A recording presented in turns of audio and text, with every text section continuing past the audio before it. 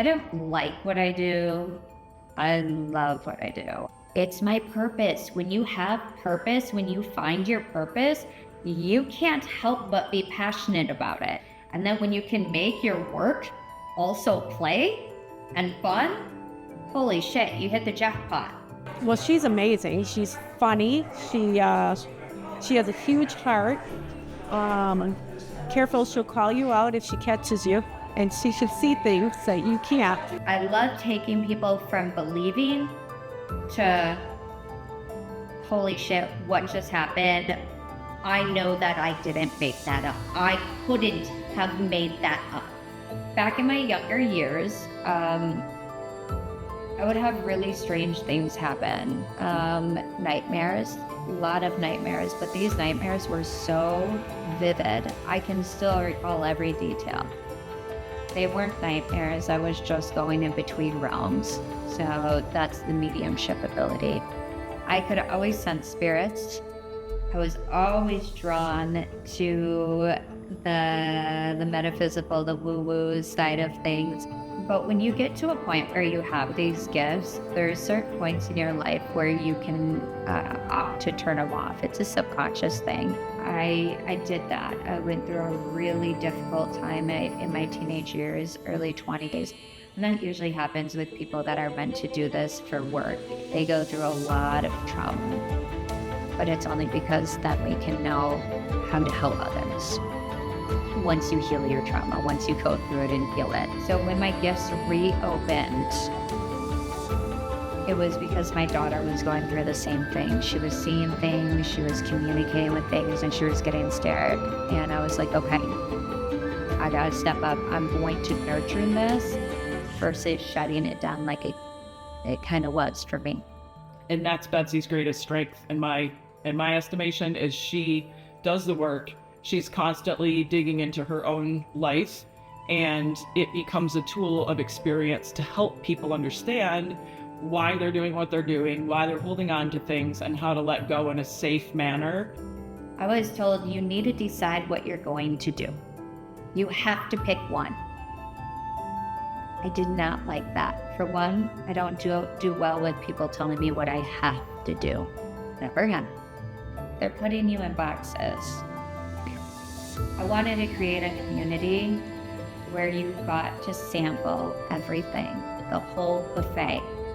I bring in practitioners from every different house for you to try. She'll go pretty deep. She understands things at a much deeper level than most people, but she's not pretentious about it. I'm not in competition with people. People come and go. I will refer out to the best people I know. I am surrounded by so many healers, not just in these walls, but throughout my journeys. And I refer out constantly, and they refer in. She shows up with just a really clear honesty, and she has a unique way of seeing the world and what's possible. And just turned on some of the gifts I have. And right, and for her to see that within me and then share is like how we don't want to hang on to you. I don't want you reliant on me. I have my own kids and I am a husband, okay? I don't need any more people that rely on me. I want to give you all the tools. Take the tools that resonate with you and then leave behind what you don't and create your very own modality. There is no right or wrong way of approaching this. It is just following what you're called to most. People always ask me how I progressed as fast as I did. Well, I was sick and tired of being sick and tired. That's a big reason. And then I joined in on everything. I took every class. I did retreats. And let me tell you, I did not have the financial means to do so. So that's something that if there's someone out there that really doesn't have the financial means, don't ever let that be a hindrance, okay? We are here to help with that. You can see her wanting to get better as well too.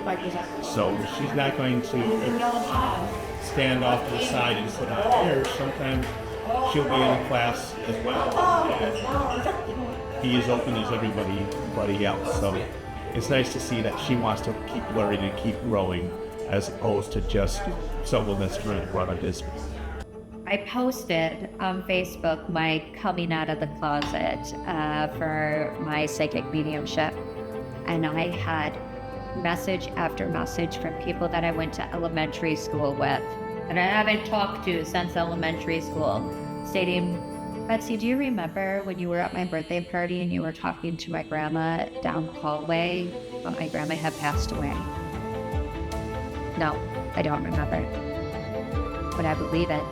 Do you remember when you came and you were talking about the things that used to happen here, and then we did the research on the house? No, didn't remember that. But it was all these stories that started coming up, and it's something that I always had in me.